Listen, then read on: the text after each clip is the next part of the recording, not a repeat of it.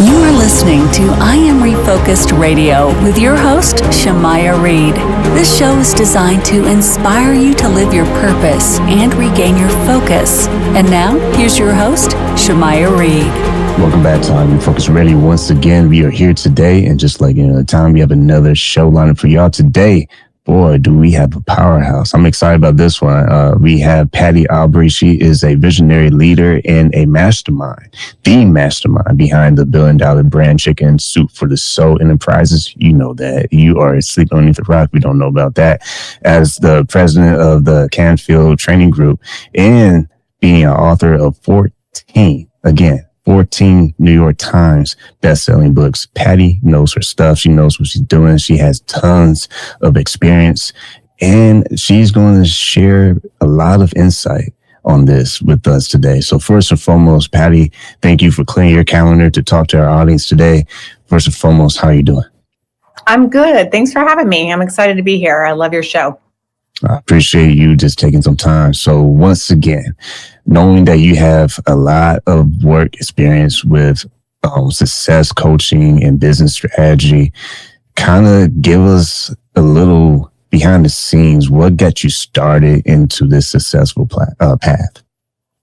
Probably my ADD. I never planned on getting into coaching or being in the self-help field, to be honest. I just happened to be looking for a job when I was 24 years old, and I was looking in the paper because we didn't have the internet. And I had a goal to make $25,000 a year, and I saw $25,000 a year in big, bold, writing, and then below it said secretary wanted. And I was like, it's the one thing I never want to be. But I thought, well, I'll just check it out. And so I did, and it happened to be Jack Canfield. And I didn't get the job at first. He hired someone else and then came back and said, I feel like we're supposed to work together. I don't know what it is. So I started as the secretary. We were doing self-esteem workshops. We had a company called Self-Esteem Seminars, and then made my way up to VP of operations. And then in that time, we started to do this first book. We didn't know what it was going to be called. Turned out to be Chicken Soup for the Soul. And then I became the president of Chicken Soup for the Soul Enterprises. And that was it. About 38 years ago, and the rest is just chaos and rainbows. A lot of people, I will hope, and I'm pretty confident they know about that brand. When you understand what it's like to be behind the scenes, right? Because people see those big names and big brands and big public figures, they're thinking, wow, they must have won a lottery ticket. But for our audience, what was it truly like being able to have that kind of experience behind the scenes, especially understanding the maybe massive responsibility you had to carry as well?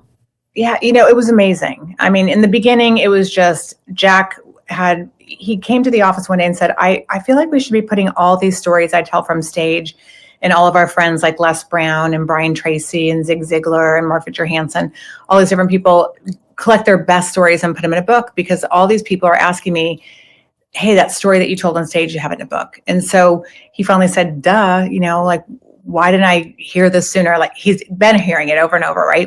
We hear things 1,000 times. We're like, hey, this is feedback. Maybe we're supposed to do something.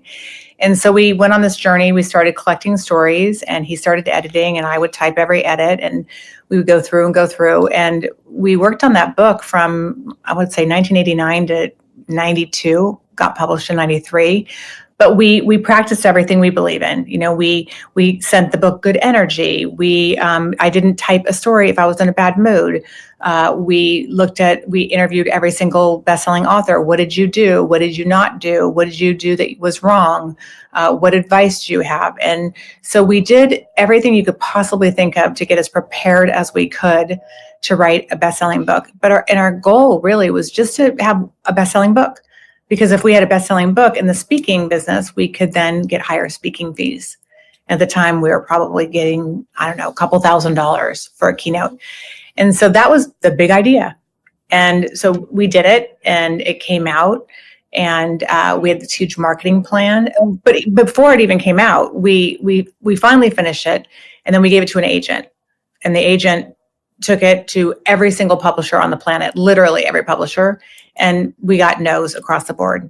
America wants blood and guts. They're not into this nicey nice stuff. It'll never fly. So he gave us the book back, and he wrote us a letter saying, I'm really sorry, but I can't sell it. And that was after about a year, I want to say. So that was probably mid 92. And so we went to Book Expo of America. Jack and Mark had backpacks on. They handed out manuscripts. And the crazy thing is, everybody said no again. But Jack had called a guy. He said, I know this guy. And this happens for a lot of people. So this is a good story for anybody listening. We knew someone that was going to be at Book Expo, which is huge. It's at the Javits Center, or it's in Chicago. It's the biggest book show of the year. And he said, I did a gig for them a couple of years ago. They do a lot of recovery stuff. Let me see if we can just store our stuff in that booth. And so the guy said, sure, no problem. So we stored it all there. We talked to him, kind of, just hung out a little bit, and then went all over the show. And at the end, Jack was actually walking out. I'd already left. And the guy that had the booth, his name is Peter Vegso, he said, hey, by the way, if you want, I'll publish your book.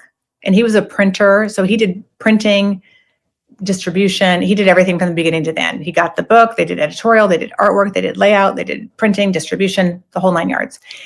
And Jack said, well, we really want someone that wants the book. He said, well, why don't you give me one of your copies and let me just read it on the way home. He lived in Florida and this was in LA. And he got to the airport, started reading it, and called and said, I want this book. But you have to guarantee that it'll sell 20 million or 20,000 copies. And so we had to guarantee if it didn't sell it, we're like, deal, But the thing is, and I say this and I didn't even know this story until years later when we filmed a documentary about our lives in publishing. And I said, it's interesting. Like we never look at what's right in front of us. What resources do we have right in front of us that we already know, like, and trust? And so it's like the grass is greener thing. It just, it's always that thing. You want what you can't have, or you don't, or you think you do. But it turned out that he was the guy that we knew, and that's where we sat down, and he ended up taking on that book. And that was the beginning of an 18-year relationship in publishing. And it was amazing. And it was perfect because he could do all the printing. If we had gone to a New York publisher, they would have had to outsource the printing. So everything, even though it didn't look great in the beginning, which happens to a lot of us, right? And we focus on like, oh, this is horrible. It really was the best thing on the planet. So I always say to my clients, assume everything is perfect. What is the positive about this? Where is the silver lining? Focus on that, because that vibration creates movement. Movement creates money. The other vibration is low and does not, So that was how we did it. And that's why you're on this show. I'm getting goosebumps right now just listening, because a lot of people on the outside, I was too, before the show became what it was. When I first got started, so many pain points, so many headaches, so many dark nights, so many lonely nights where I'm tearing up like, oh my God, can I keep doing this? And I don't know if I can keep going. But to your point, there's always a silver lining. There is always an opportunity to see what is that present underneath all this crap. Excuse my word of choice of words. But that's what it is. We have to get through the crap first before we can get to the nice presents and the nice joyful moments. And it is those painful seasons that help you appreciate those wins. Mm-hmm. Because imagine if you just won all the time, there's no struggle, you never sweating. It's like watching a boring movie or a boring sports game. There's no fun in that. No one wants to be in the thick of conflict and difficulty, but it's getting to that other side where the opportunities you have then mm-hmm. are definitely not the opportunities that you will be able to have sustained in the beginning. Exactly. No, it's true. It's true. And because we didn't know we were doing a series, the one crazy thing that we did was the publisher called us when we did submit the book, and he said, hey, you've got a blank page in the back. Do you want to do anything with it? And Jack geniusly said, yeah, let's ask them if they have a story. I mean, that was like the most genius thing. That was like a blip second in a huge life. And it made all the difference, because now we were getting boxes and boxes and boxes of letters and stories. And so, I mean, the UPS or the mailman would say, can you guys move downstairs? because they had to carry so much stuff. But then we started to get so many stories. We started to see like what's coming in, who's our audience, what kind of feedback are we getting? Oh, look at this. We're getting teen stories. We don't think teens read in publishing. Teens never had a market, but looks like we do. And we had to fight our way through that. The publisher was like, you're crazy. We're like, well, we're only so crazy that we're getting thousands of letters from teens. So we published a teen series and that went crazy. We published pet series and that went nuts. People were sending in stories about their pets.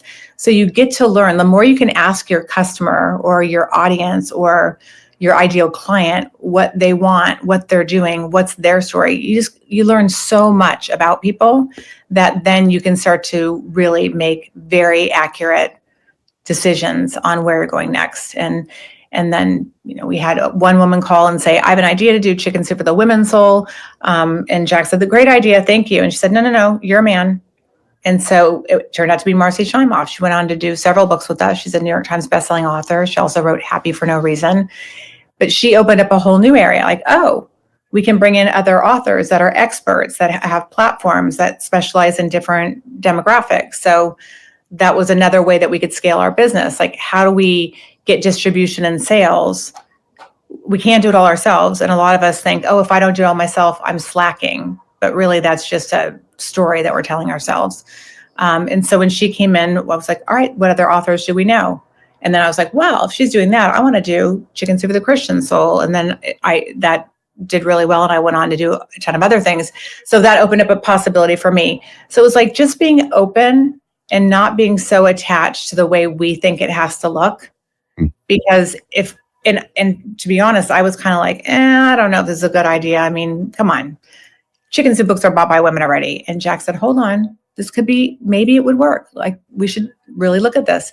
Thank God he said that. And thank God I didn't get to win that argument. I was too young. Today I'd be like, what? So, but yeah, it opened it way up and allowed me to work with, I think I probably worked with about, I don't know, maybe 1,800 co-authors and 30,000 contributors over the 300 books that we published when we had Chicken Soup for the Soul.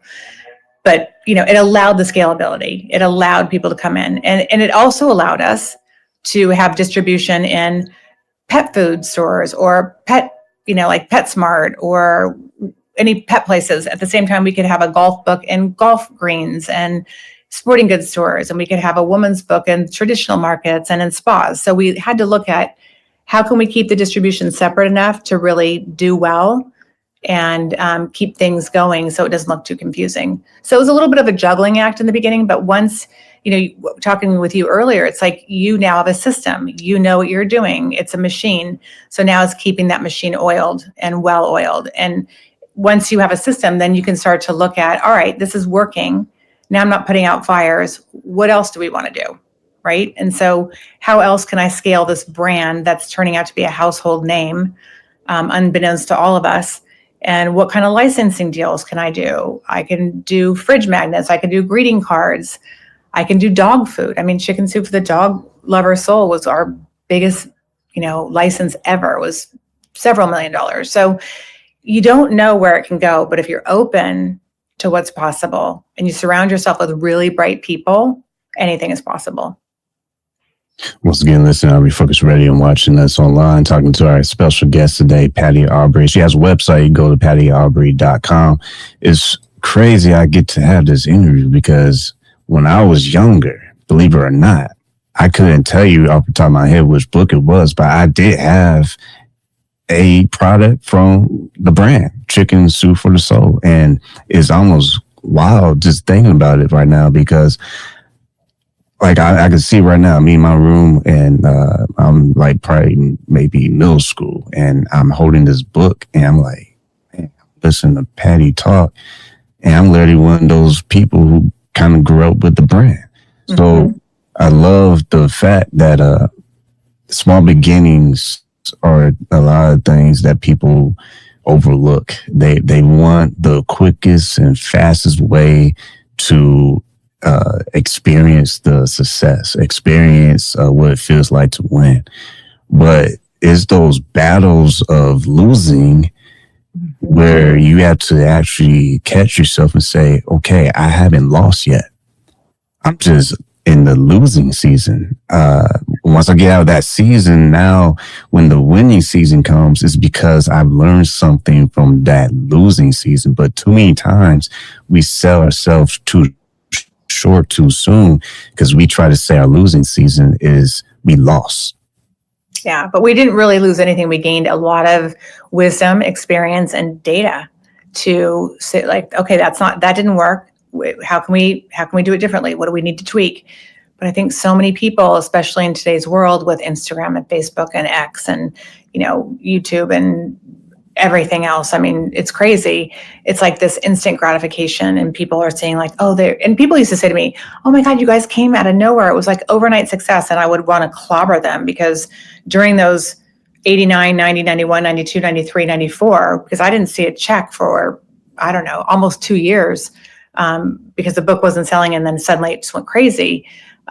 It was several years of top ramen and, paying ourselves less and saying, hey, we can all take a pay cut, all two of us, or maybe there was three, or we have to get rid of one of us. And we can't really do that because there's way too much to do. So, there was a lot of things that we sacrificed, but we hung in there for that bigger picture. And we also had each other to motivate each other. So if I was down, Jack was up. If Jack was down, which was rare, I was up. If we were down, Mark was up. Mark Fitterhansen is like bigger than life. I mean, he's such a personality. It's insane. So, it's also having the accountability. I mean, honestly, if we hadn't teamed up with Mark, which happened after we were about halfway through the first project, I don't think the book ever would have seen the light of day because Mark was like, all right, now we got to do this. We got to believe it to see it, fake it till you make it. I mean, he would send me off to do crazy things. Like I would go to swap meets with chicken soup books in the back of my car, like my little hatchback Dodge Colt. Nobody reads at swap meets, or at least they think you're crazy. So I don't even have like a booth or anything. Just have a little white Dodge Colt and me and trying to hawk these books and no one's listening. Finally, I just started reading next to somebody walking with them. They're like, what is this? Like I did some crazy stuff, and I don't know, I was so young. I just did it. I didn't know any better. And I was like, what do I have to lose? Someone's going to tell me to leave. Who cares? Today, sometimes I'm much more cautious. I'm like, okay, I got to up my game. I got to go back to that 30-year-old version of me that would do anything, ask for anything. No just means next, everything that I teach. So I always say, use your life as a game. And Chicken Soup was like a game. We were like these mad scientists, and we had this giant lab, and everybody that we came across was just one of our lab rats. And so it's like, well, I'm going to try this and see how that lab rat responds. And so it was just like observation. Sometimes it would be so crazy that I would wait for them to be like, are you nuts? But it was the act of doing it. I didn't even care if I got a yes or a no. It was the fact that I was in action and I was taking a step forward. That was what was important. That's what's important for everyone. If you are in motion, if you are taking action, it almost doesn't matter because it's almost a numbers game. If you do it enough, that motion it's gonna start to attract more things that are going to start getting in motion, and things will start to happen. So I just always look at it like, here's a new science project. Let's see where this goes. Me listen to this interview myself. There's a lot of gems in this video today, and I appreciate that because when you think about how much it truly takes to not just be successful, but I like saying the word sustain because I think that's the right word to use, to be able to sustain the success you have. I mean, that is the truth teller of how long you can be successful, because like you said, sometimes you got to go back to the old days of, man, I had to do what I had to do back in the day. Sometimes we get a little spoiled when we're winning in our winning season that we forget what got us there.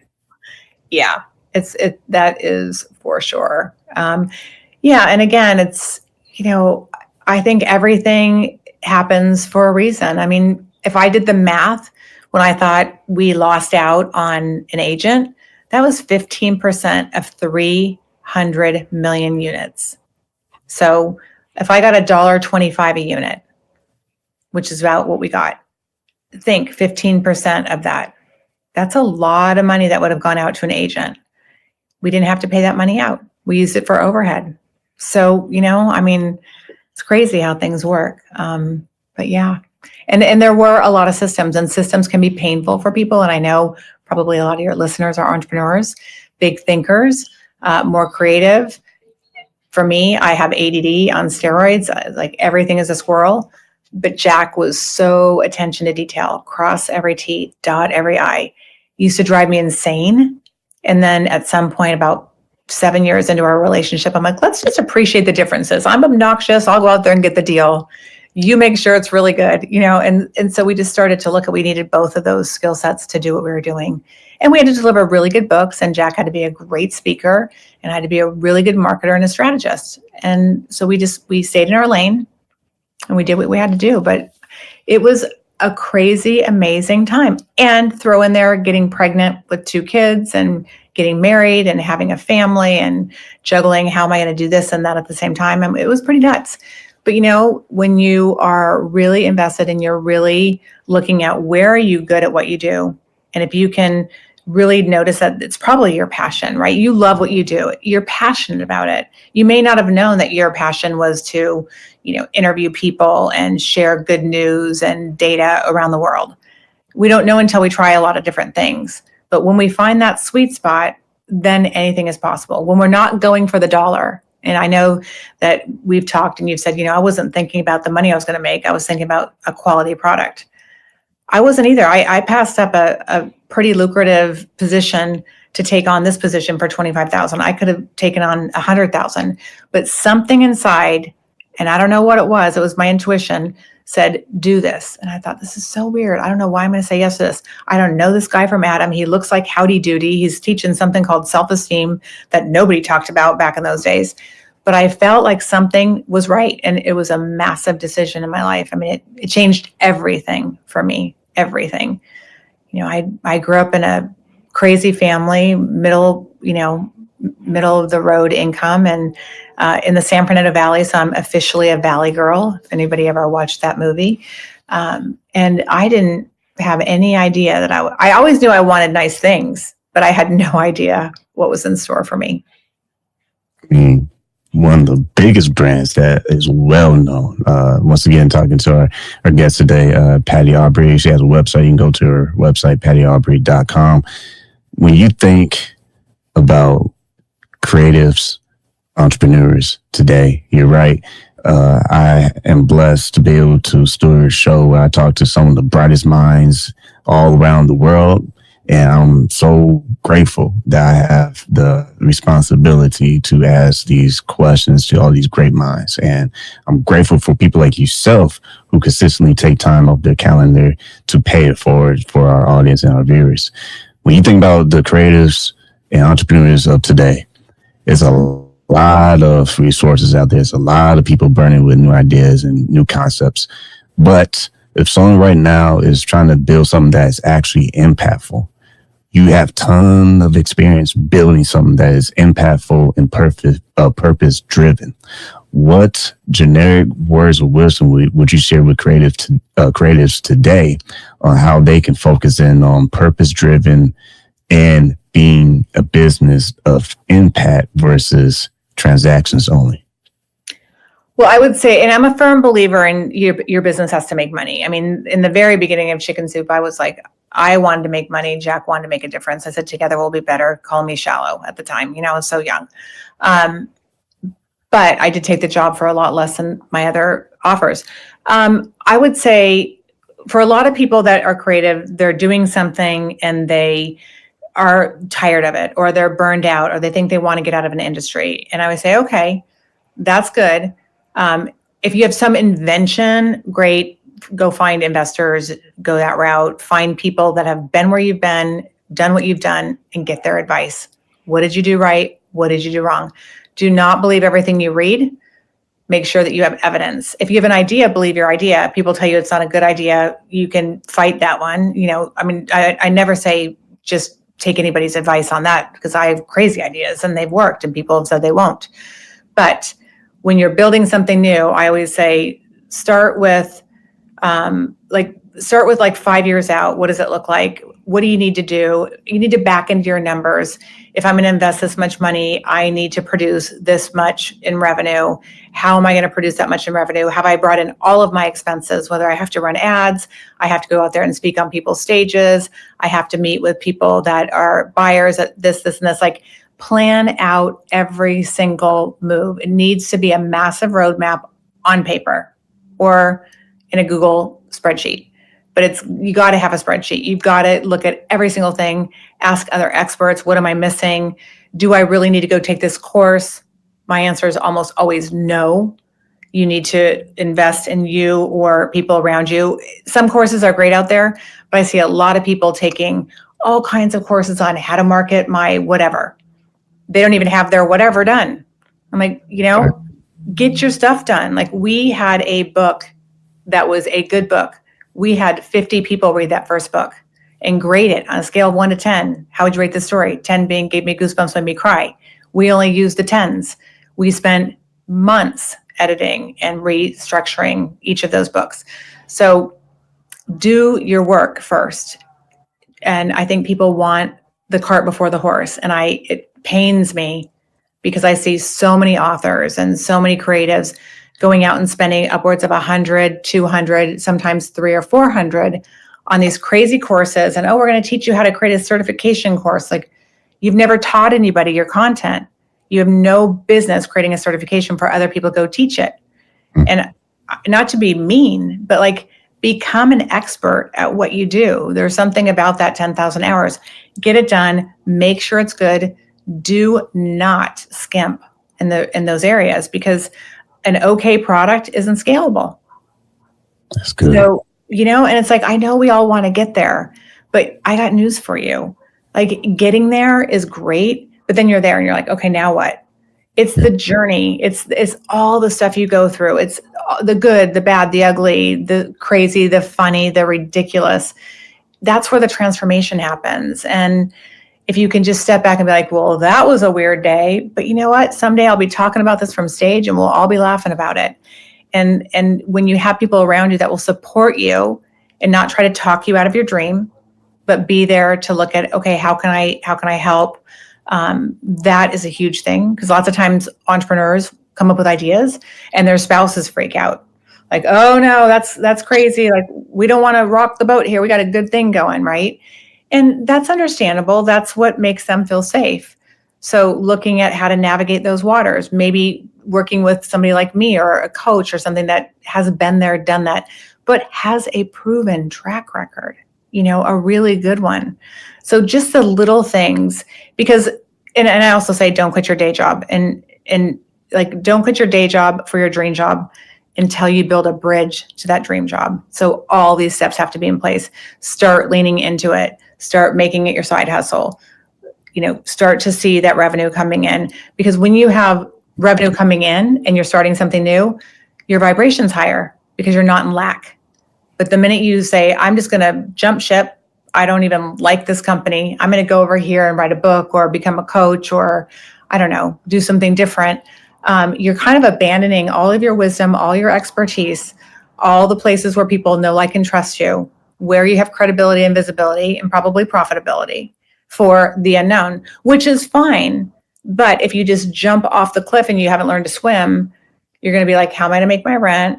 What am I going to do about my mortgage? My wife's freaking out, like, or my husband, whatever it is. So know that all of those things play a part in keeping your believe it's possible, sky's the limit mindset open and available. Or make sure you have a really big, nest egg that can support that, because we don't want to get into that lower vibration again. I mean, the minute we start to worry, the minute we start to think it's not going to work, the minute we start to worry about our cash flow, things change, and it's an energetic shift, and it's not a good one. Go ahead. So think about it, and just go out and ask people. I always say to people, if you just want to call me and ask me, should I do this? I'll tell you yes or no. It's free, So anyway, that's my rant of the day. I apologize. No, you're good, because I was going to say everything you're saying, I love it. I'm gonna listen to this for myself, and I want to point people also, when you are online, you listen to people like Gary Vee, like what you're saying about being happy, like that's something that he's been very passionate about here recently. I'll be watching his stuff all the time on Instagram, and that's one of his pet peeves with people, especially when he's taking questions from people, and that is whenever he starts feeling that they are just being negative about the whole situation, and they's like, I'm too old. And he's like, nah, man, 30s, 40s is actually a baby, man. She is young. Like, stop being so negative. I think that's another thing, just piggyback on what you're talking about. Negativity is a choice. It's not like people just throw it on your lap and say, hey, you have 0 choices for the rest of your life. You must carry this weight for the rest of your life and be just sour and ugly and nasty and negative for forever, because that's the only choice on your plate. Yeah, that's the biggest lie. We actually get to choose to be happy. We literally can say, all right, for the next 5 seconds, I'm going to choose to let it go. Yeah. And I feel the more you can practice letting go of whatever got you all tightly wound up or frustrated, whatever, the sooner you will start to learn from that particular experience. What has been your personal take when you found yourself frustrated with business or marketing or branding, and you're like, man, what am I going to do? What's my next move? Am I going to let this go, or am I going to just sit in this mess and hope that it just magically gets better? I've had so many things where I've gotten frustrated. I mean, it's, you have partners for that long, and I had a few. We don't always see eye to eye. There was a time where I was, when you're young, you have a big ego. And I would say that's probably the biggest liability of being young. You think you know everything. And I remember I went to my attorney, my entertainment attorney, and he said, hey, listen, I think you need help. As the president of Chicken Soup, I really think you need help. And I said, what do you mean? I don't need help.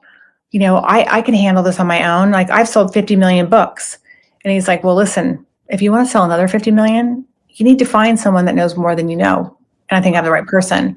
So for me, my surface story was like, I should be able to handle this on my own. But my hidden belief, really, and this is a big thing, I think, and I've been really looking at this formula. It's like, so I have this story, I should be able to do it. My hidden belief is like, getting help means I'm weak, I'm unorganized, or I'm not there yet. And the truth is, like, that is just a self-worth block masquerading as discipline.